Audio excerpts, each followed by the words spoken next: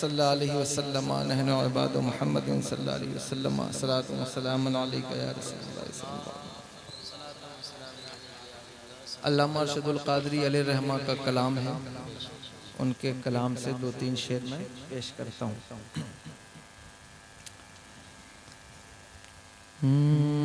बहरे दीदार मुश्ताक़ है हर नज़र, बहरे दीदार मुश्ताक़ है हर नज़र। दोनों आलम के सरकार आ जाइए, बहरे दीदार मुश्ताक़ है हर नज़र। दोनों आलम के सरकार आ जाइए, चांदनी रात है और पिछला पहर। दोनों आलम के सरकार नारे तकबीर, नारे रिसालत, नारे रिसालत। शहनशाह मदीना कॉन्फ्रेंस कलामे अल्लामा अरशदुल क़ादरी। नारे तकबीर। चांदनी रात है और पिछला पहर। दोनों आलम के सरकार आ जाइए, और सिदरतुल मुंतहा अर्श व बाग़े रम हर जगह पड़ चुके हैं निशाने कदम।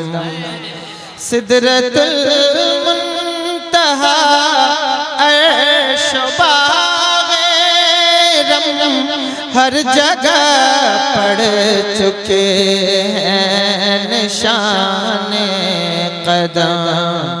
अब तो एक बार अपने गुलामों के घर दोनों आलम के सरकार आ जाइए।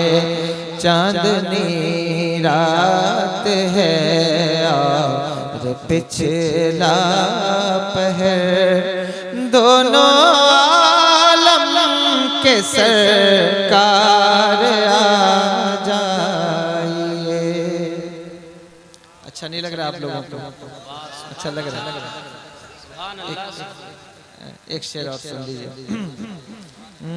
अब तो एक बार अपने गुलामों के घर दोनों आलम के सरकार आ जाइए।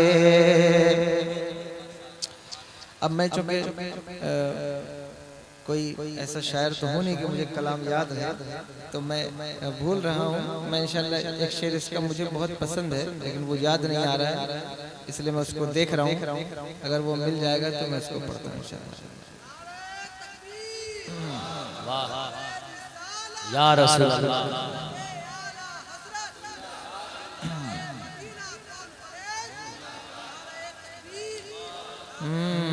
अब तो एक बार अपने गुलामों के घर सामने जलवगर पे करे नूर हो, मुनकिरों का भी सरकार शक दूर हो। सामने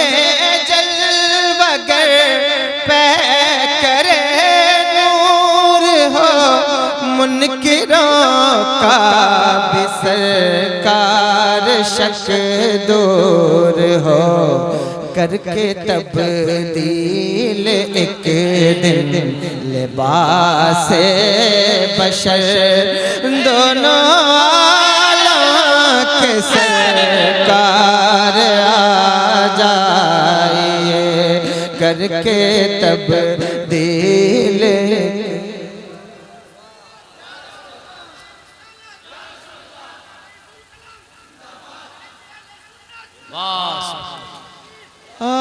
आखिरी वक्त है एक बीमार का दिल मचलने लगा शौक दीदार का।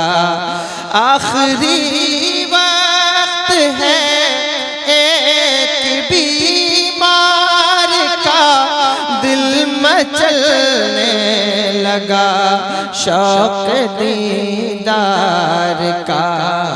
बुझ न जाए कहीं ये चराग़े सहर दोनों आलम के सरकार आ जाइए।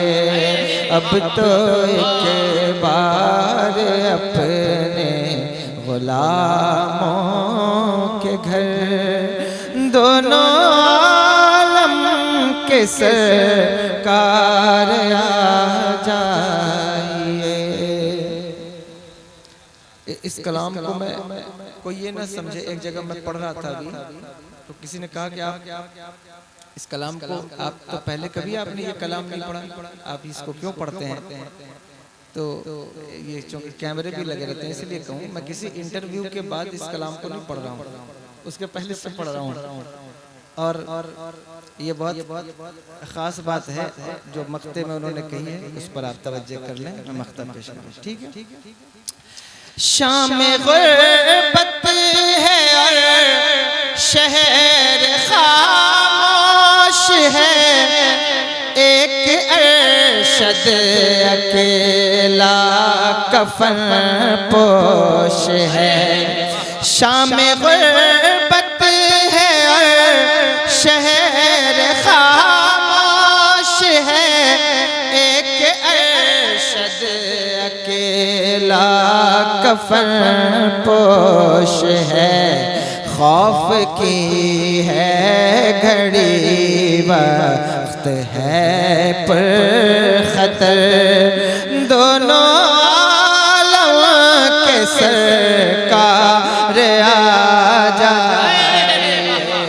अब तो लब्बैक लब्बैक लब्बैक या रसूल अल्लाह, लब्बैक लब्बैक लब्बैक या रसूल अल्लाह। नारे तकबीर, नारे रिसालत। तालीमात आला हज़रत पर और मिशन आला हज़रत जो मुझे कहा गया उस पर कुछ बात कीजिए।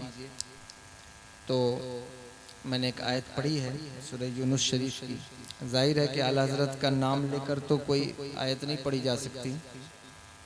कुछ लोगों को ये शौक़ होता है कि जो बात आप करें उसको नेम वाइज कुरान में दिखाएं, तो ऐसा नहीं किया जा सकता है। मिसाल के तौर पे ये 11वीं शरीफ का महीना है। 11वीं शरीफ जानते हैं आप हज़रात? नहीं जानते? तो 11वीं शरीफ का महीना है।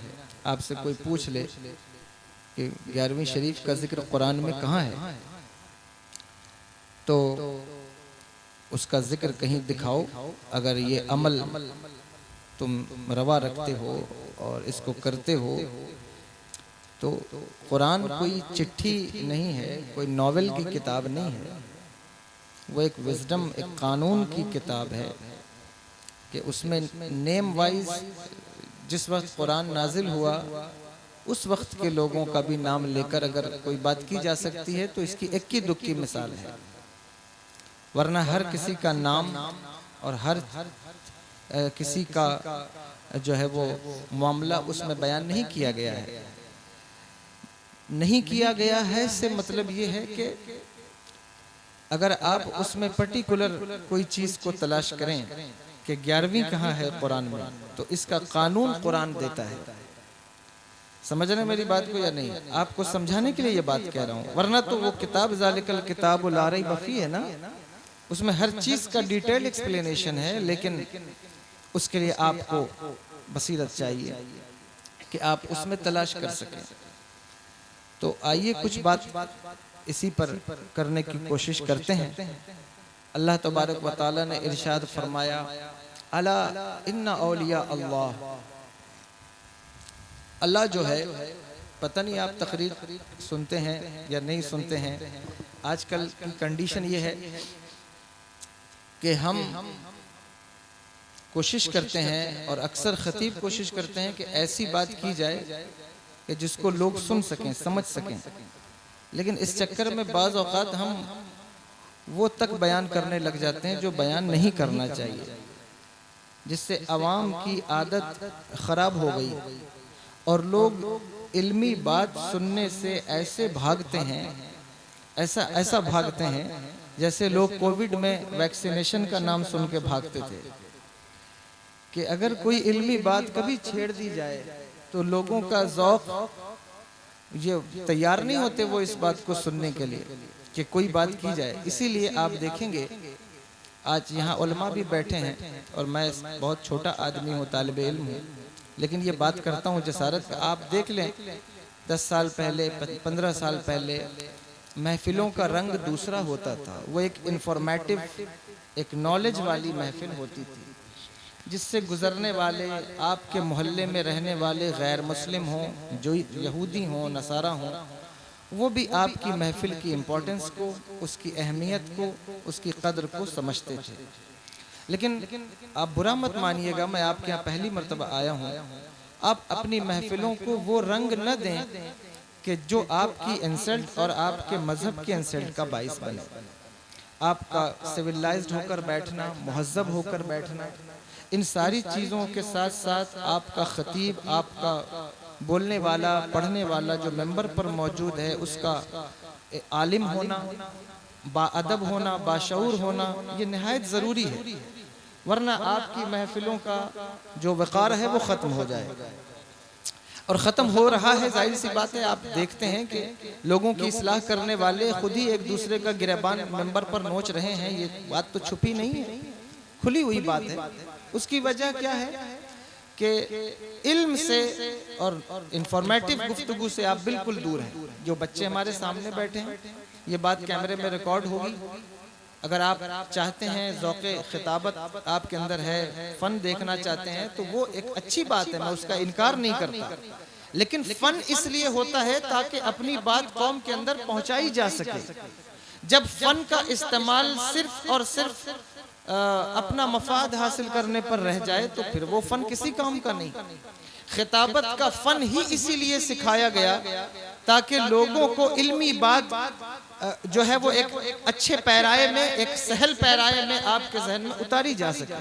लेकिन अगर आपका मिजाज ही ऐसा हो जाए कि साहब मुझे किसी इल्मी गुफ्तगू पर तवज्जो नहीं देना, तो जाहिर है कि खतीब को अपनी मार्केटिंग भी तो देखनी है। वो तो कोई ऐसी बात नहीं करेगा, वो आपको वाक़यात सुनाएगा, हिकायात सुनाएगा, नारे लगवाएगा और चला जाएगा। लेकिन अगर आप में से 10 लोग भी संजीदा हैं, 10-20 लोग भी समझदार हैं, जिन्होंने कोई इल्म दीन हासिल किया है या असरी उलूम से कोई आगही है, मैं आपको जिम्मेदारी देता हूं, अपनी कमेटियों को टोकिए और रोकिए और उनसे कहिए कि किसी ऐसे इंसान का इंतखाब न करो जो हमारे गांव, हमारी मजलिस, हमारे महफिल की इंसल्ट का बाइस बन जाए। ये काम न करो। याद रखो, उलमा की मौजूदगी में कहता हूं, इस वक्त दीन से वफा का उन्वान जलसा नहीं है। जलसे करने चाहिए, मैं इसका मुनकर नहीं हूं, हम खुद रोज जलसे में शामिल होते हैं, लेकिन दीन से वफा का उन्वान सिर्फ जलसा नहीं है। दीन से वफादारी का उन्वान सिर्फ लंगर या नाद खानी या कैमरा बाजी नहीं है, खुदा की कसम नहीं है। दीन से वफा का उन्वान क्या है? दीन के तकाज़ों को समझना कि दीन किस बात का मुतकाज़ी है, दीन क्या चाहता है तुमसे, दीन की तलब क्या है। अगर इस बात को उधर वाले भी ना समझे, इधर वाले भी ना समझे, तो फिर ये जलसा किसी काम का नहीं रह जाएगा। जलसे को बामकसद बनाना है तो पहले दीन के तकाज़ों को समझना होगा कि दीन किस बात का मुतकाज़ी है। खुदा की कसम, दीन इस बात का तकाज़ा करता है, आप लाखों के मजमे में ना आए, 50 लोगों के मजमे लेकर आप बैठे, 20 लोग आप आकर के बैठे, आपकी गुफ्तगू रिकॉर्ड हो, लेकिन जो आप उसमें गुफ्तगू करें वो इतनी खूबसूरत हो, इतनी बेहतरीन हो कि उस गुफ्तगू से जलसे का मेयार सेट हो जाए, उस गुफ्तगू से जलसे का मेयार वाज़े हो जाए, ताकि तुम्हारे जलसों पर भौंकने वाले, तुम्हारे जलसों को बुरा भला कहने वाले, और गैर क्या बुरा भला कहेंगे, हर खतीब की जबान पर ये बात आप सुनते हैं, रोज जलसों में वो ये बात करते हैं, शोरा ये बात करते हैं, हमारे जलसों का मेयार गिर रहा है, तो उठाएगा कौन? गिर रहा है तो उठाने वाला कौन है? इस बात का शिकवा करने वालों, ये तुम्हारी जिम्मेदारी है। जिस वक्त तुम इल्म की तरफ पेशकदमी करोगे, जलसे का मेयार खुद ब खुद उठता हुआ नजर आएगा। आप ही पेशकदमी नहीं करें, आप ही पेशकदमी नहीं करें, आप शिकायत करें साहब जलसे का मेयार गिर रहा है, तो गिरा कौन रहा है? ये बात तवज्जो वाली है या नहीं? इसलिए आप इल्मी बात सुनने की आदत डालिए। मैं तो चला जाऊंगा आधे घंटे में, आपके मुबल्लिग यहाँ अल्हम्दुलिल्लाह मुझसे अच्छे होंगे और वो आपको सिखाएंगे, लेकिन आपको ज़ौक़ होना चाहिए। इसीलिए कभी भी आप देखेंगे खतीब खिताबत करें, लेकिन आयत पढ़ने के बाद वो 2-4 साल भूल जाता है कि मैंने कौन सी आयत पढ़ी थी, उसको मालूम ही नहीं होता कि मैंने क्या पढ़ा है। मैं किसी खतीब की बेअदबी नहीं करता, मेरे बहुत से दोस्त खतीब हैं और वो मुझे सुनेंगे बाद में, वो कहेंगे क्या बात करते थे आप, मैं उनसे बहुत माफ़ी चाहता हूँ, लेकिन अर्ज करना चाहता हूँ कि आप समझिए कि आपको क्या बात करना है, क्या नहीं करना है। आइए कुछ बात शुरू करते हैं। फरमाया अला इन्ना औलिया अल्लाह, अला हर्फ तंबी है, जब किसी चीज की स्पेशलिटीज को बयान करना हो या किसी ऐसी चीज की तरफ मुतवज्जे करना हो कि जिसकी तरफ इंसान की तवज्जे न हो, तो भी अला का इस्तेमाल होता है। और आप कहेंगे फिर आपने इल्मी बात शुरू कर दी। देखो, अगर तो बात समझ में आए तो सुनिए, अगर नहीं समझ में आए तो तवज्जे से कान लगाकर सुनिए कि या अल्लाह मुझे समझ में नहीं आ रही, लेकिन चूंकि बात तेरे कलाम की चल रही है तो समझ में आए तो ठीक है, नहीं आ रहा है तो ऐ मेरे मालिक इस सुनने के सदक़े में मेरी बख्शिश कर दे। और खुदा की कसम, जो उसके कलाम को समझकर पढ़ता है अल्लाह उसको भी माफ करता है, जो समझने की कोशिश करे समझ ना सके और फिर भी पढ़ता रहे अल्लाह उसे भी माफ फरमा देता है। इमाम सिबवे, बहुत बड़ा नाम है ना, नहव में बहुत बड़ा नाम है सिबवे का।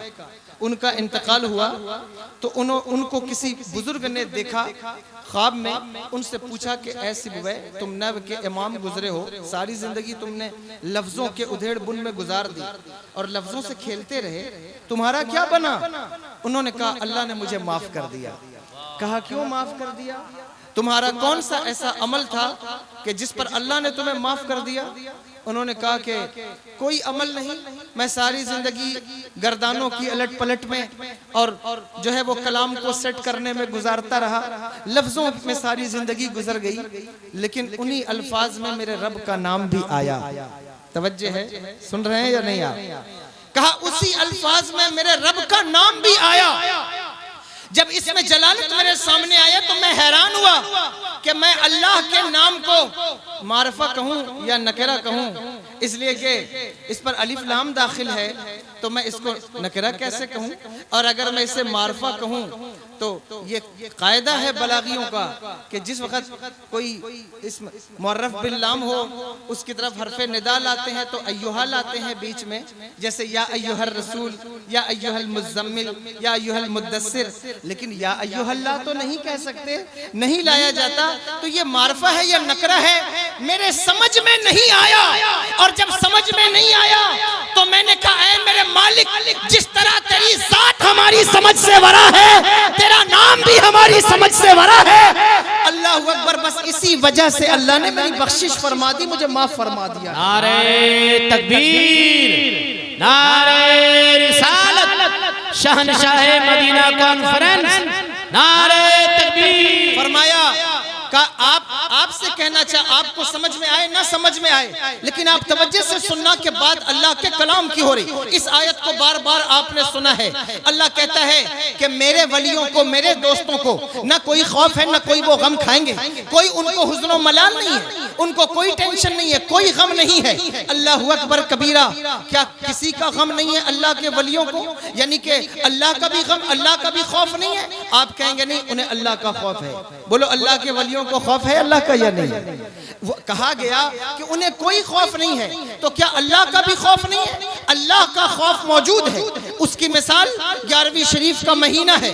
मेरे आका गौसे आजम रज़ी अल्लाह ताला अन्हु मताफ में सर रख कर रोते हैं और कहते हैं, ऐ मेरे मालिक, अगर मेरी नेकियां कबूल न हुई तो मुझे मैदान महशर में नाबीना उठाना, ताकि मैं दूसरों के सामने रुसवा ना हो सकूं। अल्लाह अकबर, मैं अपनी रुसवाई नहीं देख सकता, मैं उस शर्मिंदगी के माहौल को कैसे बर्दाश्त करूंगा? कौन गौसे आजम जिन्होंने सारी जिंदगी अल्लाह अकबर कबीरा, उन जिनकी हर हर सांस पर अल्लाह अकबर, अल्लाह का नाम बसा हुआ है, आती जाती सांस अल्लाह का नाम पुकारती है। 40 साल तक जिसने इशा के वजू से फजर की नमाज अदा की है, अल्लाह अकबर। आज तो 11वीं का लंगर है, 11वीं का जलसा है, माइक है, टेंट है, पंडाल है, खूबसूरत अमामे हैं, अच्छे जुब्बे हैं और सामने सामईन हम गुफ्तगू करते हैं। लेकिन गौसे आजम की तारीख को पलट कर देखेंगे तो आपको पता चलेगा 40 साल 35 साल अल्लाह अकबर कबीरा जंगलों में, बयाबान में, खंडरात में गुजर गए, दौड़ते दौड़ते वजद की कैफियत में, अल्लाह को याद करते मुजाहिदे की कैफियत में। आज तो लोगों ने सबसे आसान काम पीर बनना समझा हुआ है, लेकिन कभी गौसे आजम की जिंदगी को देखो कि उनकी जिंदगी गुजरी कैसे है। फरमाते हैं कि 7-7 दिन 10-10 दिन गुजर जाते, मैंने हलक से एक लुक़मा भी नीचे ना उतारा होता, एक दाना भी मेरे हलक से नीचे ना जाता, कभी पानी भी ना पीता, और जो है वो सर्दी की सर्द रातों में दरियाए दजला के किनारे एक पैर पर खड़े होकर सारी रात पूरा कुरान पढ़ता रहा हूँ, शैतान के हमले से बचते हुए दरियाए दजला में एक रात में 70 बार गुस्ल करके सर्दियों की रातों में ठिठुरते हुए अल्लाह को याद करने वाला शेख अब्दुल कादिर जिलानी, अल्लाह अकबर कबीरा, टहलते टहलते मुजाहिदा करते करते कभी श्रीलंका के जंगल तक तशरीफ ले आए। ये बात आ गई है वलियों की, इसलिए ये बात कहता हूँ कि आप समझते हैं कि गौसे आजम के सिलसिले में हम मुरीद हैं तो हमें किसी मुजाहिदे की रियाजत की इबादत की क्या जरूरत है? बस उनका नाम ले लिया जन्नत में हम चले जाएंगे। ये बात तवज्जो वाली बात है। 40 साल तक गौसे आजम शेख अब्दुल कादिर जिलानी जंगलों में मुजाहिदा करते रहे, रियाजत करते रहे, अमल पर अमल, सजदे पे सजदा, ना खाना है ना पानी है, अल्लाह अकबर, ना माँ है ना बाप है ना भाई है ना बहन है, घूमते रहे, टहलते रहे। कहते हैं कभी कभी ऐसा होता कि भूख की वजह से मैं गश खाकर जमीन पर आ जाता, लोग मुझे उठाकर गस्साल के सामने रख देते और लोग समझते कि मैं इंतकाल कर गया हूँ। जब मेरे ऊपर गरम गरम पानी गस्साल डालता, मैं उठकर बैठ जाता। गस्साल कहता कि क्या बात है, तू क्या शय है कि मैं तो तुझे मुर्दा समझता था, तू उठ के बैठ गया, तू है क्या? कहते मैं अल्लाह की निशानियों में से एक निशानी हूँ। और फिर नारे हक लगाकर जंगलों में दौड़ जाते। कहते हैं 40 साल तक मैं ये काम करता रहा हूँ। ये अल्लाह का खौफ नहीं है तो फिर और क्या है? ये अल्लाह का डर नहीं है तो फिर और क्या है? ये अल्लाह की मोहब्बत नहीं है तो फिर और क्या है? 40 साल तक कहते हैं भूखा प्यासा और बगदाद के खंडरात से लेके कर्क के पहाड़ों तक घूमता रहा हूँ अल्लाह की जुस्तजू में। 40 साल के बाद मेरे रब ने मुझसे पूछा, ए अब्दुल कादिर बता क्या चाहता है? ए अब्दुल कादिर बता क्या चाहता है? ए अब्दुल कादिर बता क्या चाहता है? मेरे आका गौसे आजम कहते, मैंने कहा है मेरे मालिक, मैंने 40 साल तुझे याद करते, मुजाहिदा करते, इश्क की मंजिलों को तय करते गुजार दिया। अब मुझे महबूब बना, अब मुझे महबूब बना। खुदी को कर बुलंद इतना कि हर तकदीर से पहले खुदा बंदे से खुद पूछे, बता तेरी रज़ी। नारे तकबीर, नारे रिसालत, फैज़ाने गौसे आज़म, शाने गौसे आज़म। तो आप सबसे आसान काम लोग समझते हैं पीर बनना, और जो है वो बस ये कि कुर्ता लंबा बाजार से मिलता है, खूबसूरत साफा बाजार से मिलता है, साफे बाजार से मिलते हैं, जुब्बे बाजार से मिलते हैं। लेकिन अल्लाह की इज्जत की कसम, अल्लाह ने जो करामात, जो कश्फ, जो अल्लाह अकबर, जो उनके अंदर हुस्न और जमाल और उनके अंदर जो अट्रैक्शन रखी है, वो अट्रैक्शन कहां से खरीद कर लाओगे, वो क्वालिटी कहां से खरीद कर लाओगे? ये क्वालिटी कहीं नहीं मिलती। ये क्वालिटी उसी को मिलती है जो अपनी सारी जिंदगी रब के लिए वक्फ कर देता है।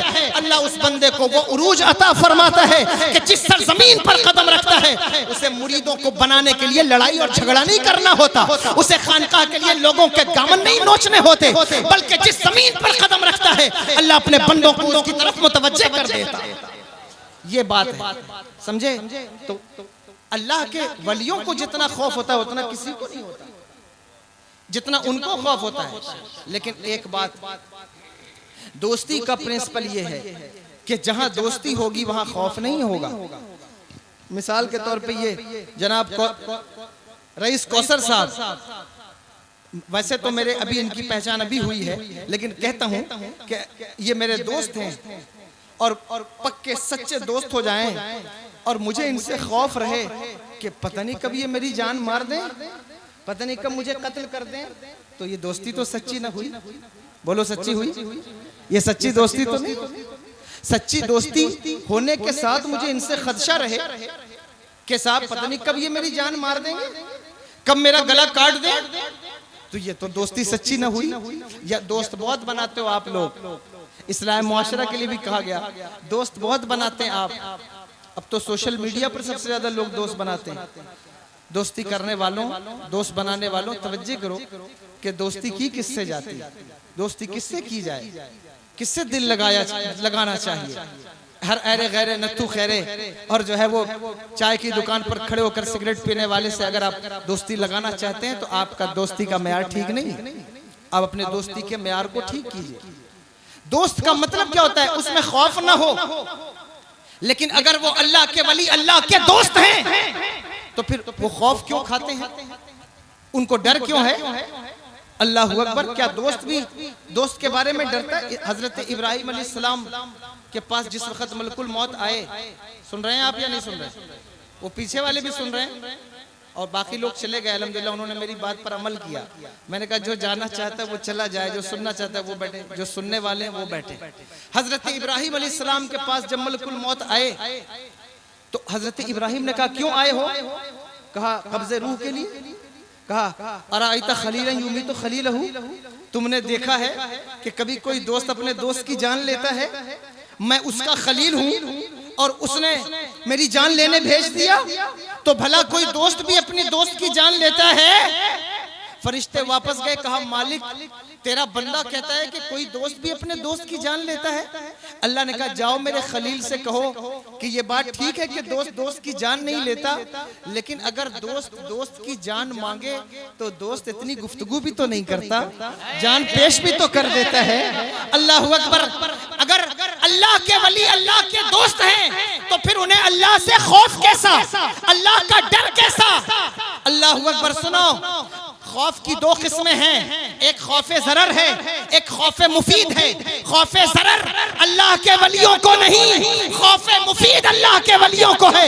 उन्हें खदशा इस बात का है कि ऐ मेरे मालिक ये जो दोस्ती का ताल्लुक है ये कभी खत्म ना होने पाए, ये जो दोस्ती की डोर है ये कभी टूटने ना पाए।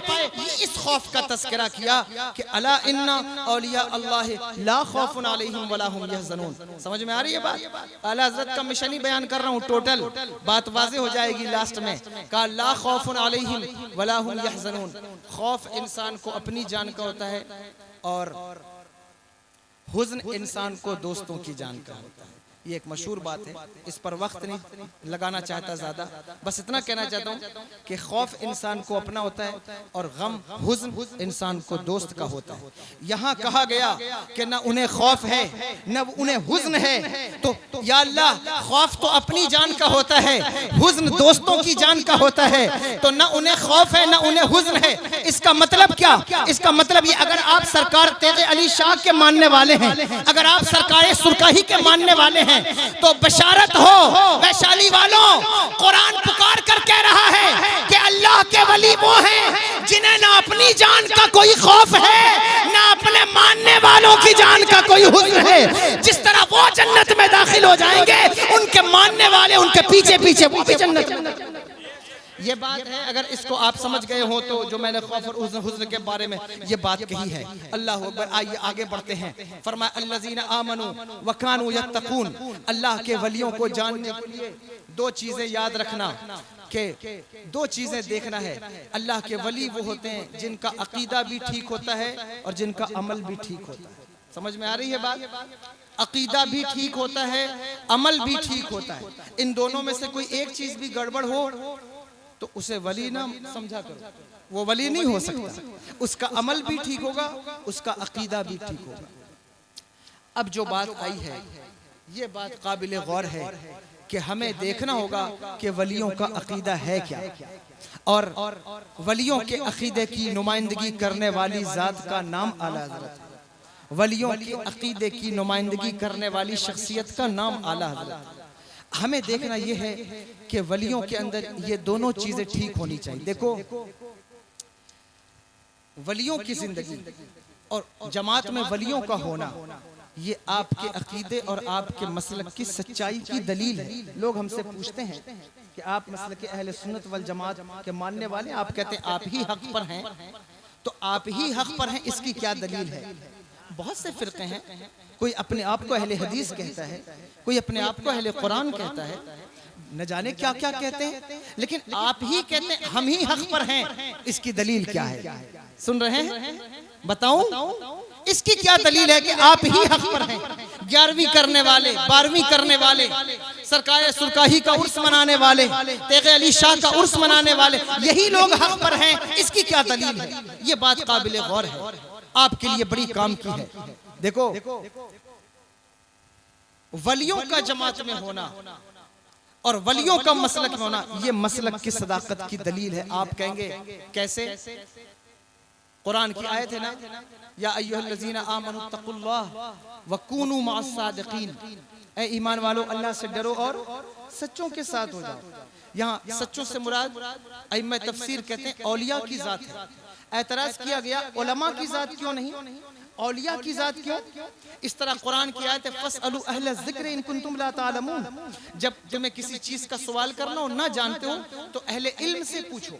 लेकिन आप देखेंगे अइम्मा तफसीर के एक तबके को कि वहां वो अहले ज़िक्र से मुराद उलमा नहीं लेता, बल्कि अल्लाह अकबर, अल्लाह के वली मुराद लिए गए। सिर्फ उलमा नहीं कहा। वो क्यों कहा? इसलिए कि सुफैदी को स्याही के जरिए से जांचा जाता है, हक को बातिल के जरिए से जांचा जाता है। तो जिस तरह कुफ्र को जांचना है, तो कुफ्र में और इल्म में ये दोनों कुल्लियैन मुतबायनैन नहीं है। इसलिए कि ऐसा हो सकता है कि इल्म भी एक जगह हो और कुफ्र भी उसी जगह पर मौजूद हो।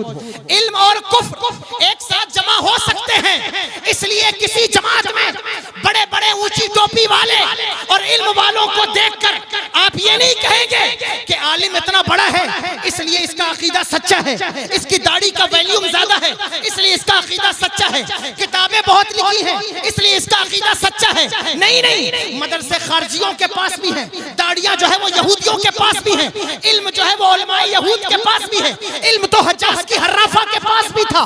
इल्म और कुफ्र इकट्ठा हो सकते हैं। शैतान की जात में इल्म और कुफ्र दोनों इकट्ठा हुए हैं या नहीं हुए हैं? अल्लाहु अकबर कबीरा। नबी को मरकर मरकर मिट्टी में मिल जाने वाला कहने वालों में इल्म और कुफ्र इकट्ठा हुआ है या नहीं हुआ है? नबी की अल्लाहु अकबर, नबी को दीवार के पीछे की खबर नहीं कहने वालों में इल्म और कुफ्र इकट्ठा हुआ है या नहीं हुआ है? अल्लाहु अकबर कबीरा। पता चला इल्म और कुफ्र इकट्ठा हो सकते हैं, लेकिन कोई एक मिसाल पेश करो कि जहां विलायत और कुफ्र इकट्ठा हो गए हो, जहां विलायत होगी वहां कुफ्र नहीं आएगा, जहां कुफ्र होगा वहां विलायत आएगी। सुभान अल्लाह। नारे तकबीर, नारे रिसालत, फैज़ाने गौसे आज़म, नारे तकबीर, नारे रिसालत। जहां विलायत होगी वहां कुफ्र नहीं आएगा। वैशाली वालों, पता क्या चला? अगर वाकई गुफ्तगू सुन रहे हो तो पता ये चला, साबित हुआ कि जो अपने मसलक के हक होने का दावा करे, जो अपने मसलक का सच्चा होने का दावा करे, उसे अपने मसलक में उलमा नहीं दिखाने हैं, उन्हें अपने मसलक में वालिए बगदाद दिखाना होगा, उन्हें अपनी जमात में ख्वाजा हिंदल वली दिखाना होगा, उन्हें अपनी जमात में सरकाए सुरका ही दिखाना होगा, उसे अपनी जमात में आला हजरत दिखाना। ये बात ये तब पता चलेगा कि उसका मसलक सच्चा है या नहीं। ये इतनी बात जो मैंने की है इसे भी इसलिए की है कि मिशन आला हजरत का तालीमात आला हजरत बयान करें। ये तालीमात आला हजरत है, जो बात मैं कह रहा हूँ मैं खुद से नहीं कह रहा हूँ।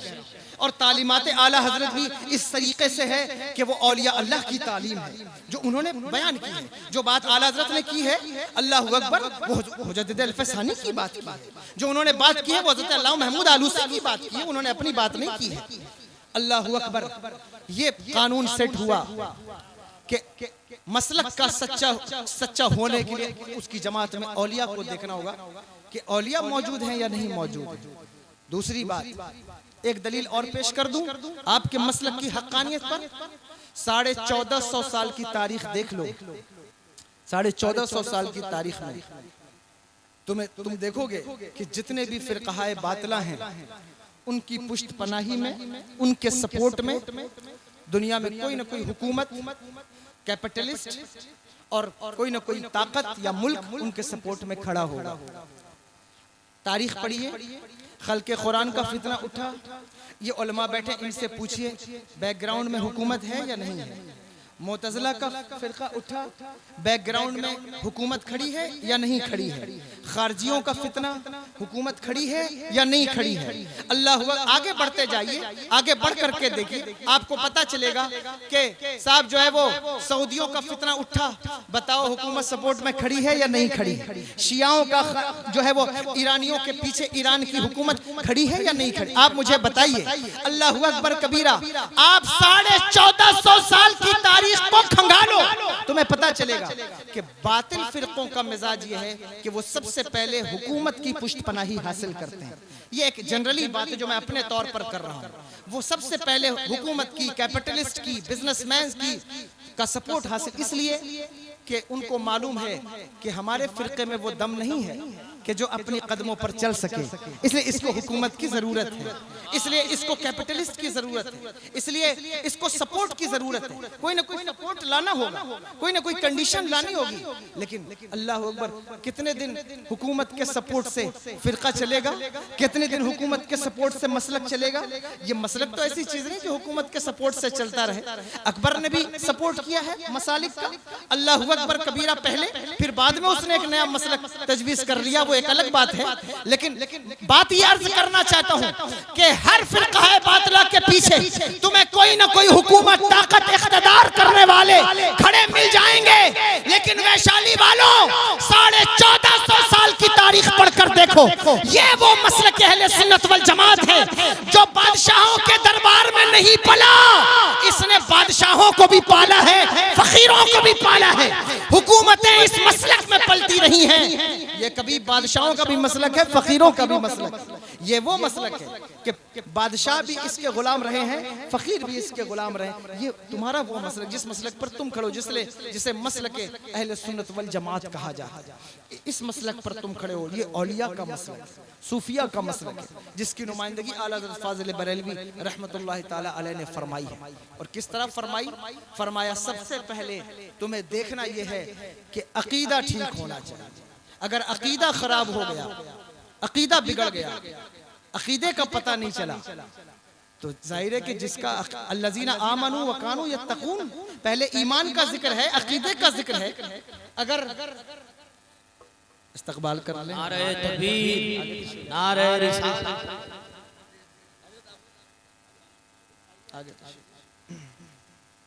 बस 15-20 मिनट और बचे हैं, आप सुनेंगे या खत्म कर दूं? सुन रहे हैं? मैं अर्ज कर रहा हूं कि देखना होगा अकीदा ठीक है या नहीं ठीक है।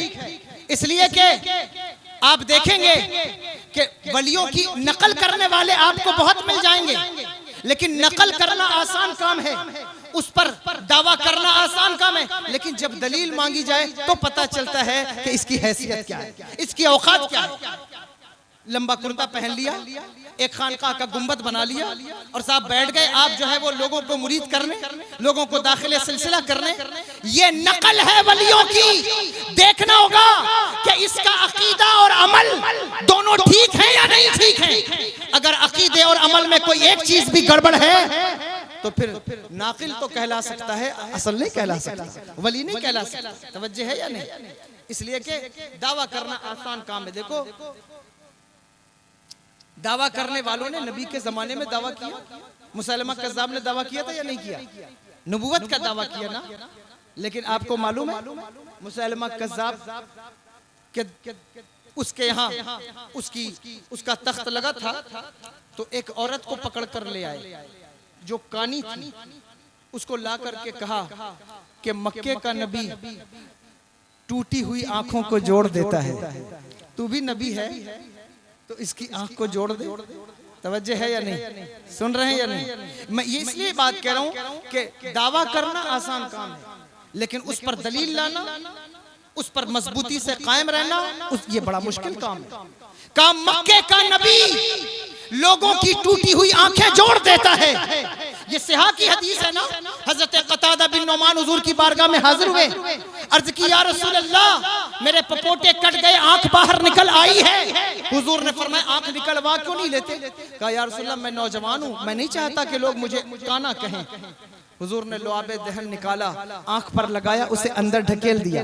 मैंने शारहीन को पढ़ा है, वो कहते हैं जब हज़रत कतादा बाजार से चलते तो लोग पुकार कर कहते हैं कतादा तेरी बाईं आंख से ज्यादा तेरी दाहिनी आंख खूबसूरत है। वो पुकार कर कहते क्यों नहीं खूबसूरत हो? बाईं आंख फरिश्तों ने लगाई है, दाहिनी आंख मेरे मुस्तफा ने लगाई है। मुझे बाईं आंख से ज्यादा दाहिनी आंख से दिखाई देता है क्योंकि मेरे आका ने लगाया। तो उससे कहा मुसलमा कज़्ज़ाब से कि तू नबूवत का दावा करता है ना, तो मक्के का नबी लोगों की आंख जोड़ता है, तू भी जोड़ दे। उसको पता चला कि दावा करना आसान काम है, लेकिन उस पर दलील लाना ये एक मुश्किल अमर है, ये एक परेशानी का काम है। इसलिए लोग दलील के पीछे नहीं जाते।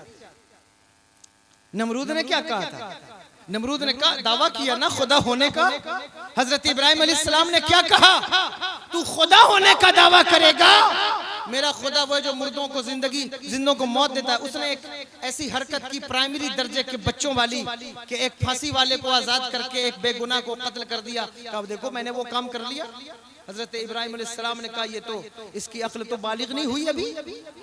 तो आपने उसके सामने एक बात पेश कर दी, कहा तू खुदाई का दावेदार है, मेरा खुदा वो है जो सूरज को पूरब से निकालता है पश्चिम में डुबो देता है। खुदाई का दावा कर रहा है, सूरज को पश्चिम से निकाल के दिखा। उसको पता चला कि दावा करना आसान काम है, लेकिन दलील लाना बोलो मुश्किल काम। दलील लाना मुश्किल काम।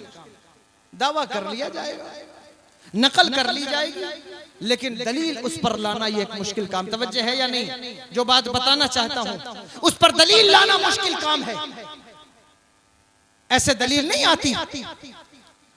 मुसलमा कज़्ज़ाब ने मरता क्या ना करता, उसकी आंख पर फूका, और जब फूका मैंने पढ़ा है कि उसकी दूसरी आंख भी फूट गई। तवज्जो है? उस औरत की दूसरी आंख भी फूट गई। इसको कहते हैं इहानत। मा फौकुल फितरत, खिरके आदत कोई चीज अगर नबी के हाथ से जाहिर हो उसे मोजज़ा कहते हैं। नबी के आने से पहले जाहिर हो उसे इरहासात कहते हैं। वही चीज किसी वली के हाथ से जाहिर हो उसे करामात कहते हैं। वही चीज किसी मोमिन नेक साले के हाथ से जाहिर हो उसे मऊनत कहते हैं। वही चीज किसी जादूगर के हाथ से जाहिर हो शोबुदा कहते हैं। वही चीज किसी बददीन बेदीन के हाथ से जाहिर हो उसे इस्तदराज कहते हैं। और कभी ऐसा होता है कि अल्लाह किसी को जलील करना चाहे, वो काम बनाने चले काम बिगड़ जाए, इसका नाम इहानत रखा जाता है। ये इहानत है। काम बनाने चला था, अल्लाह ने काम बिगाड़ दिया। वो एक आंख टूटी थी, एक और टूट गई। पता चला दावा करना आसान काम है, लेकिन दलील लाना मुश्किल काम। अभी चंद दिनों पहले एक बहुत ऊंची टोपी वाला आकर हजरत अमीर मुआविया रज़ी अल्लाह अन्हु के बारे में दावा करता था। आप सबने वो तो देखा है। दावा करना आसान काम है, लेकिन दावे पे दलील लाना मुश्किल काम है। अल्लाहु अकबर कबीरा। मैं हैरान होता हूँ अगर कोई खानकाह में बैठकर आला हजरत की जात से बुग़्ज़ रखे, खानकाह में बैठकर आला हजरत का गुम्बद हजम ना हो। मैं कहता हूँ खानकाह में बैठने वाले, तुम्हारे दावे को दलील की ज़बान किसी और ने नहीं, बरेली के ताजदार ने अता की। नारे तकबीर, नारे रिसालत। फितना परवर आलिमों को जाने क्यों तकलीफ है, बेखबर दानिश्वरों को जाने क्यों तकलीफ है। बड़े बड़े हजरतों ने आला हजरत कह दिया, छोटे छोटे हजरतों को जाने क्यों तकलीफ है। नारे तकबीर, नारे रिसालत। मैं किसी खानकाह का मजाक नहीं उड़ाता, इसलिए कि मेरी आदत नहीं है कि नकली लोगों को देखकर असल लोगों का इनकार करूं, लेकिन ये जरूर कहूंगा कि अगर तुम्हारे पास दलील मौजूद नहीं है तो दलील तो बरेली के ताजदार ने फराहम की है।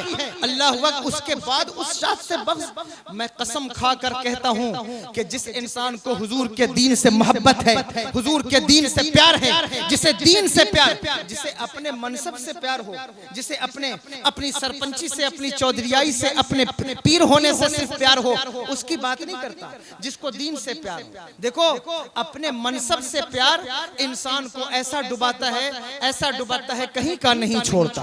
अपने मनसब से प्यार, सबसे मुसलमान हो तो मुसलमान होने के बाद अपनी जान से ज्यादा, माल से ज्यादा, मनसब से ज्यादा नबी के दीन से प्यार होना चाहिए। वरना मनसब से प्यार तो अबू जहल को भी था। अबू जहल के बारे में मैंने पढ़ा है कि काबे के पीछे खड़े होकर के कहता था कि ये जो दीन लाए हैं ये दीन सच्चा है। लोगों ने पूछा ईमान क्यों नहीं लाता?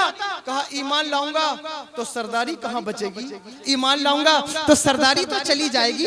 अल्लाहु अकबर कबीरा। पता चला दीन को पसे पुष्ट डालना सरदारी की वजह से ये अबू जहल का तरीका है, और दीन के नाम पर सब कुछ कुर्बान कर देना ये सिद्दीक अकबर का तरीका है। अगर कोई दीन के नाम पर मनसब कुर्बान कर दे, दीन के नाम पर आन बान शान इज्जत कुर्बान कर दे, बल्कि अगर कुर्बान करने का सलीका ना आता हो तो बरेली के ताजदार से सीखे जो इस तरह तरीका देते हैं। करूं तेरे नाम पे जान फिदा, न बस एक जान दो जहां फिदा, दो जहां से भी नहीं जी भरा। करूं क्या करोड़ों जहां नहीं, करूं मदह अहले दुवल रजा, पड़े इस बला में मेरी बला, मैं गदा हूं अपने करीम का, मेरा दीन पा रहे। ये उन्होंने नजर किया। सुभान अल्लाह, अल्लाहु अकबर, या रसूल अल्लाह, जिंदाबाद, जिंदाबाद, जिंदाबाद। सारी जिंदगी जो दीन पर दलाइल, औलिया अल्लाह के मज़ारात पर, कुब्बों पर, गुंबदों पर, मीनार पर दलाइल कायम करता रहा। चादर पर, गागर पर, अगरबत्ती पर, मोमबत्ती पर, खानकाह की रस्म और रिवायात पर जो दीन की दलील पेश करता रहा है, उस आला हज़रत से अगर किसी को बुग़्ज़ पैदा हो जाए तो मैं समझता हूँ उससे अपने मनसब से प्यार है, दीन से प्यार नहीं है। अगर दीन से प्यार होता नबी के सच्चे आशिक का एहतराम करता और कभी ना उसके बारे में बुग़्ज़ रखता, बल्कि पलट पलट कर कहता डाल दी कल्ब में अज़मत मुस्तफ़ा सय्यदी आला हज़रत पे लाखों, ये उसका नारा बन जाता। लेकिन उससे बुग़्ज़ का मतलब, अच्छा गैर तो गैर है, ये अपनों की बात है, किस बात का टेंशन है? गैरों की तरफ देखो तो वो कहते हैं आला हजरत एक फितना परवर का नाम है, माज़ल्लाहि रब्बिल आलमीन। मैं तुम्हारी अदालत में ये बात रखता हूँ, मैंने अंबिया अलैहिमुस्सलाम के जो है वो नुमाइंदों का, उनकी उम्मत के औलिया का तस्करा पढ़ा है, अंबिया का तस्करा पढ़ा। आप सूरह यासीन शरीफ पढ़िए, आपको मिलेगा कि दो लोग जो हजरत ईसा अलैहिस्सलाम के नुमाइंदे बनकर अंताकिया की तरफ गए, उनको अंताकिया के बादशाह ने क्या कहा? कहा ये तो फितना फैलाने वाले लोग हैं, ये फसाद फैलाने वाले लोग हैं जो हमारे शहर में, हमारे गांव में आ गए हैं। इसकी एक दो मिसाल नहीं है। जब जब कोई हक की बात करता है, जब जब कोई अच्छी और सीधी सच्ची बात करता है, दुनिया के बदतरीन लोग उसे फितना परवर कह के उसके नामूस और उसकी इज्जत पर हमला करते हुए नजर आते हैं। अल्लाहु अकबर कबीरा। मैं आपकी अदालत में ये बात रखना चाहता हूँ, और लाइव या जो है वो बाद में जो सुनेंगे उनकी अदालत में भी ये बात रखना चाहता हूँ कि तुम आला हज़रत को फितना परवर कहते हो तो मुझे दिल पर हाथ रखकर बताओ कि फितना किसने फैलाया है? अल्लाह को झूठा कहने वाले फितनेवर हैं, फितना परवर हैं, या अल्लाह अकबर अल्लाह को सच्चा कहने वाला फितना परवर है? मुझे बताओ कि नबी मरकर मिट्टी में मिल गए ये कहने वाला फितना परवर है, या ये कहने वाला कि सरवर कहूं कि मालिक को, मौला कहूं तुझे, बागे खलील का गुले ज़ैबा कहूँ तुझे, तेरे तो वस्फ़ ऐबे तनाई से है बरी, हैरान हूँ मेरे शाह मैं क्या क्या कहूँ तुझे। क्या ये फितने की ज़बान है? अल्लाहु अकबर। वो सुबह लालाज़ार फिरते हैं, तेरे दिन ए बहार फिरते हैं, कोई क्यों पूछे तेरी बात रज़ा, तुझसे कितने हजार फिरते हैं। क्या ये फितना परवर की ज़बान है? अल्लाहु अकबर। कभी कहते कौन देता है, देने को मुंह चाहिए, देने वाला है सच्चा हमारा नबी। क्या ये फितना परवर की ज़बान? सारी जिंदगी बरेली की एक चटाई पर जिसका मिजाज ये था कि मनो मुकुंज खमूली के नगंज दरवे, जिस मनो चंद किताबें व दवातों कलम है, उसके बारे में कहते हो कि वो फितना फैलाने वाला, खुदा की कसम उसने सुन्नियत को दलील की ज़बान फराहम की है। अगर सुन्नी बनकर जिंदा रहते हो तो तुम्हें ये फर्ज पहुंचता है कि आला हज़रत का नाम अदब के साथ लिया करो, एहतराम के साथ लिया करो। इसलिए कि उसने वो दलाइल पेश किए हैं। अल्लाहु अकबर कबीरा। आप जानते हैं कि आज हम या मदरसे में पढ़ने वाले तलबा बाज़ औक़ात हम तफसीर पढ़कर आते हैं, उसूल हदीस पढ़कर आते हैं, लेकिन मैं जिम्मेदारी से कहता हूँ, हो सकता है कोई इस बात से एग्री करे न करे, जब तक आला हज़रत की ज़ात को हमारे यहाँ पढ़ नहीं लिया जाता, खुदा की कसम फैज़ान इल्म मुयस्सर नहीं आता, नहीं आ सकता। कितने ऐसे मसले हैं कि जिस पर हम तफसीर पढ़कर आए, जलालैन पढ़कर आइए, हदीसें पढ़कर आइए, लेकिन उक्ते आप हल नहीं कर सकते हैं, और वो हल होता है आला हज़रत के बाज़ रसाइल से। लेकिन इसके बावजूद भी ऐसे लोग मौजूद हैं जिन्होंने आला हज़रत को पढ़ा नहीं, आला हज़रत को दूर से देखा है, गौर से नहीं देखा, करीब से नहीं देखा। वो एक साहब कहने लगे कि आला हज़रत ने तो हमें जो है वो रक्स से, वज्द से रोक दिया। हमारी खानकाह की रस्म है वज्द करना, और वज्द से उन्होंने रोका। मैंने कहा कब रोका, कहाँ रोका, और अगर कहीं रोका तो कहीं इजाजत भी तो दी। कहा कहाँ इजाजत दी? मैंने कहा तुम दुनिया में रक्स और वज्द करने की बात करते हो, मेरा इमाम इश्क की उस मंजिल पर फायज है जहाँ रक्स का वज्द का तसव्वुर नहीं, उस मंजिल पर वज्द की बात कर गया। कहता रज़ा पुल से अब वज्द करते गुजरिए कि है रब्बे सल्लिम सदाए। सुभान अल्लाह। आओ वज्द करना है, तुम भी वज्द नारे रिसालत, फैज़ान आला हज़रत, मसलके आला हज़रत, फैज़ान सरकारे सुल्तानी। उन्होंने सजदा मोहब्बत से रोक दिया। मैंने कहा हमारी शरीयत में सजदा जायज नहीं, लेकिन अल्लाहु अकबर कबीरा। अगर तुमने उस मर्द कलंदर को गौर से पढ़ा होता तुम्हें पता चलता कि अगर सजदे से रोका है तो अल्लाहु अकबर कहीं इसका कोई रास्ता भी बताया है। कहा क्या रास्ता बताया? मैंने कहा आओ मैं बताता हूँ कि आला हज़रत ने सजदे मोहब्बत का रास्ता क्या बताया। कहा क्या बताया? मैंने कहा कहते हैं ऐ शौक़े दिल गर ये सजदा उनको रवा नहीं, अच्छा वो सजदा कीजिए के सर को खबर न हो और आगे बर्दाश्त न कर सके तो कहते हैं पेशे नजर वो नौबहार, सजदे को दिल है बेकरार, रोकिए सर को रोकिए, हाँ यही इम्तिहान है। और आगे कहते बेखुदी में सजदे दर या के रोजे का तवाफ, जो किया अच्छा किया फिर तुझको क्या, जो किया अच्छा किया फिर तुझ। आप कहते हैं उन्होंने कोई तरीका नहीं बताया। वो मर्द कलंदर, मैं बात इसलिए कर रहा हूँ कि मुझे कहा मिशन आला हज़रत बयान करें, लेकिन मेरी हैसियत नहीं है मैं उनका मिशन बयान कर सकूं, न वक्त इतना है कि मैं उस पर कोई बात कर सकूं। इसलिए मैंने डाइवर्ट कर दिया इस तकरीर को शेरो शायरी के रूह से कि आप शायद इस तरह से कोई बात समझ सकें। मुझे उम्मीद है कि आप ये बात समझोगे। उन्होंने अकीदे पर जो दलाइल फराहम किए हैं उस पर तवज्जो करो, गौर करो। वलियों के अंदर तुम्हें देखना होगा उनका अकीदा ठीक हो और अमल ठीक हो। अगर अमल ठीक नहीं है, खत्म करना है क्या बोलना है थोड़ी देर नहीं, आप जब हालांकि 1:30 बज गया है, मैं बोलता हूँ थोड़ी देर। अमल अकीदे पर बात की, अमल अगर ठीक नहीं है, अल्लज़ीना आमनू व कानू यत्तकून, अमल ठीक नहीं है तो भी उसके इर्द गिर्द ना भटको। इल्म के साथ जरूरी नहीं कि इल्म आए तो अमल ठीक हो जाए। इल्म जरिया हिदायत है, खुद हिदायत नहीं। तवज्जो है? तो जरूरी नहीं कि इल्म आए तो अमल अच्छा हो जाए। इसलिए वलियों की बारगाह में जाने का हुक्म क्यों दिया जाता है? ये बार बार हमारे उलमा क्यों कहते हैं? बल्कि अल्लाहु अकबर वो उलमा और वो आलिम जो उलमा का आलिम है, उस्ताजुल उलमा है, और रोशन ख्यालों का उस्ताद है, जिसे दुनिया आरिफ रूमी कहती है। वो कहते हैं मौलवी हरगिज न शुद्ध मौलाए रूम, मौलवी उस वक्त तक मौलाए रूम नहीं बनता जब तक उसे कोई शम्स तबरेज न मिले। क्यों? इसलिए कि जरूरी नहीं कि इल्म तुम्हारे अमल को सुधार दे जब तक कि तुम्हारा कोई मुस्लिह ना हो, जब तक कि तुम्हारा कोई शेख ना हो, जब तक कि तुम पर किसी वली की नजर ना पड़ जाए। यही वजह है कि मदरसे से तलबा फारिग हो रहे हैं, किसी शेख की उन्हें जरूरत महसूस नहीं होती। वो कहते शेख की क्या जरूरत है, मैंने 8 साल बुखारी पढ़ी है, 8 साल तिरमिज़ी बैज़ावी पढ़ी, अब मुझे शेख की क्या जरूरत है। मैं कहता हूँ तूने ज्यादा पढ़ा है या शेख शहाबुद्दीन उमर सोहरवर्दी ने ज्यादा पढ़ा था? तूने ज्यादा पढ़ा है अल्लाहु अकबर या हज़रत बाबा फरीद ने ज्यादा पढ़ा था? तूने ज्यादा पढ़ा है या हुज़ूर महबूब इलाही ने ज्यादा पढ़ा था?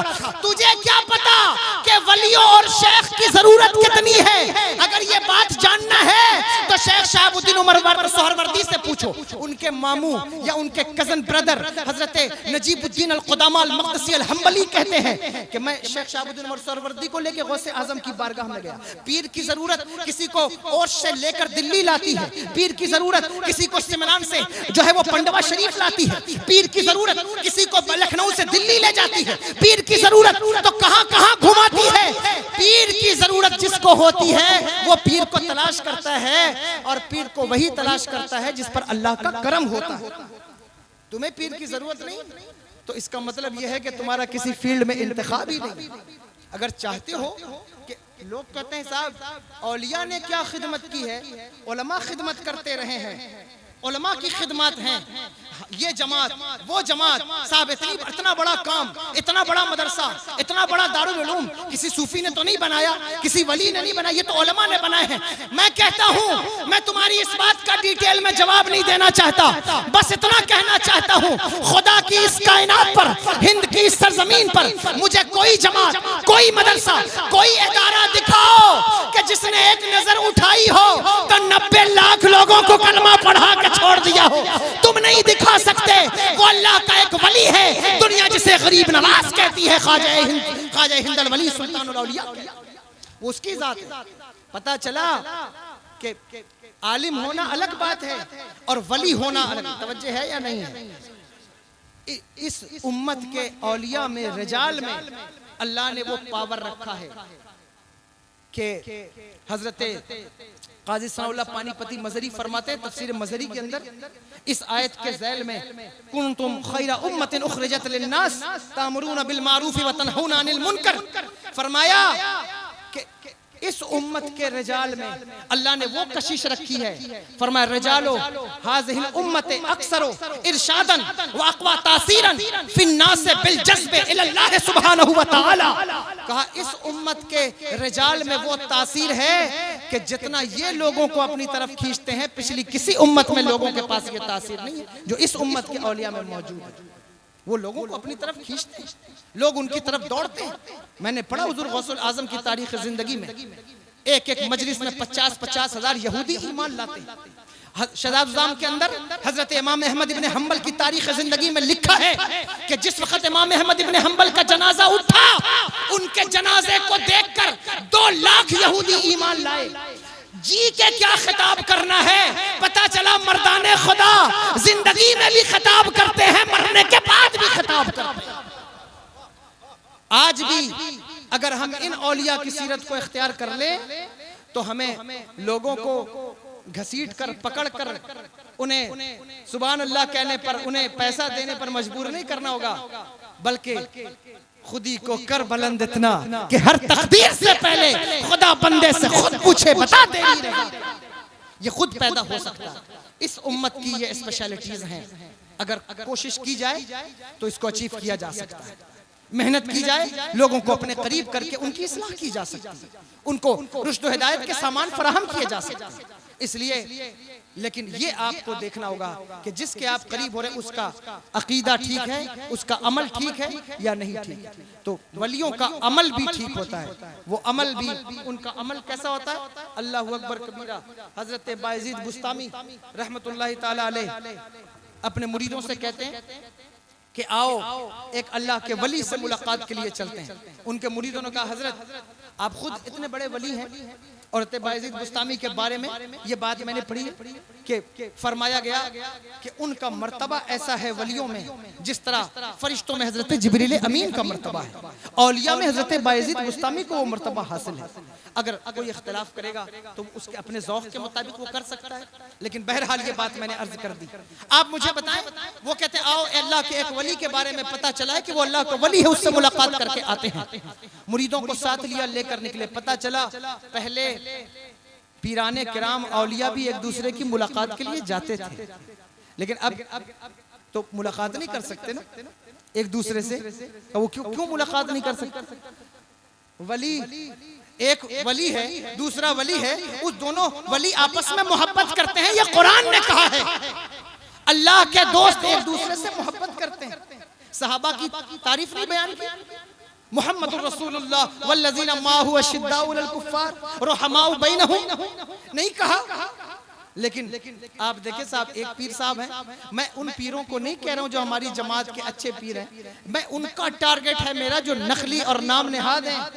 अगर कोई ये कहे साहब मेरे पीर को ऐसा कह दिया, मैं तुम्हारे पीर को, अगर तुम्हारे पीर के अंदर ये क्वालिटीज हैं तो फिर तुम्हें गौर करना चाहिए और तुम्हारे पीर को भी गौर करना चाहिए। लेकिन मैं किसी सच्चे पीर का मुनकर नहीं, मैं पीरों का तलवा पीने धोकर पीने वाला आदमी हूँ।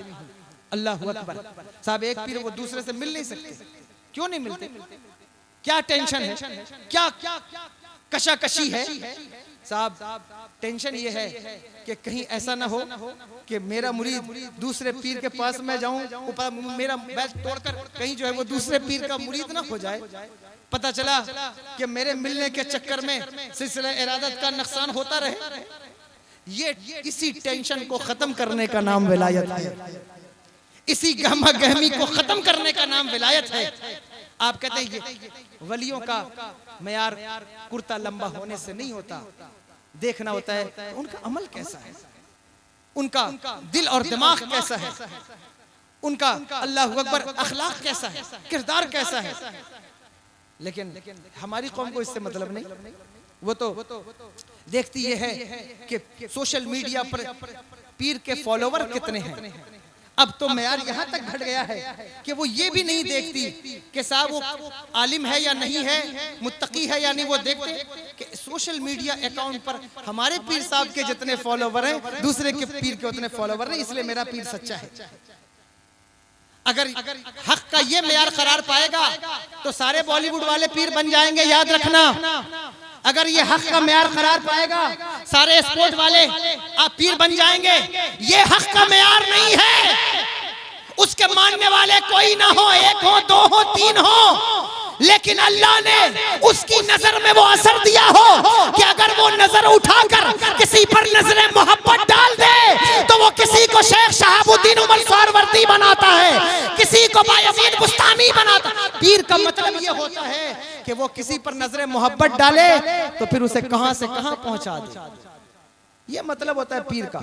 आप जानते हैं हजरत कुतुबुद्दीन बख्तियार काकी रहमतुल्लाह ताला अलैह मुल्तान तशरीफ लाए तो एक नौजवान लड़का मस्जिद में बैठ करके कुछ पढ़ रहा है, उठ करके दौड़ कर आया, हजरत के कदमों में गिर गया। कहा हुजूर मैं कब से इंतजार में था कि कुतुब मिले तो मैं आपसे मुरीद हूँ।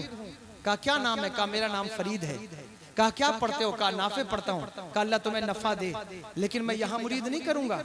ये हजरत बहाउद्दीन ज़करिया मुल्तानी का इलाका है। देखो तवज्जो करना, मैं वलियों की डिफिनेशन बयान कर रहा हूँ। कहा ये बहाउद्दीन ज़करिया मुल्तानी का इलाका है, मैं यहाँ बैत नहीं करूंगा। अगर यहाँ बैत होना है तो हजरत बहाउद्दीन ज़करिया मुल्तानी से बैत हो। अगर मुझसे मुरीद होना चाहते हो तो दिल्ली आना, दिल्ली में मुरीद करूंगा, यहाँ मुरीद नहीं करूंगा।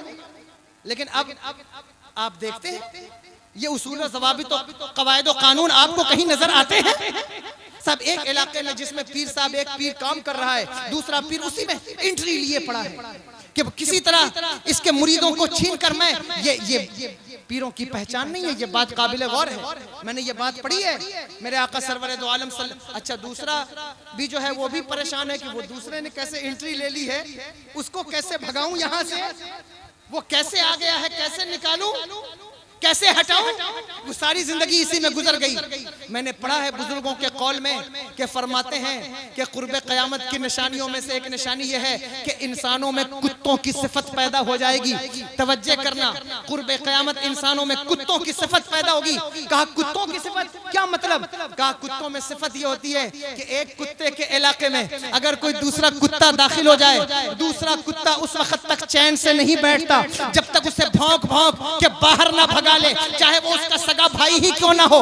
मैं अल्लाहु अकबर पीरों के कदमों को सर पे रखने वाला इंसान हूँ, लेकिन पीर बन के जो दीन का गला घोटने की कोशिश करेगा उसका गला इसी तरह घोटा जाता रहेगा, चाहे उसे अच्छा लगे या उसे बुरा लगे। लेकिन ये एक हकीकी बात है, ये कंडीशन नहीं बन गई, ये कुत्तों की सिफत है।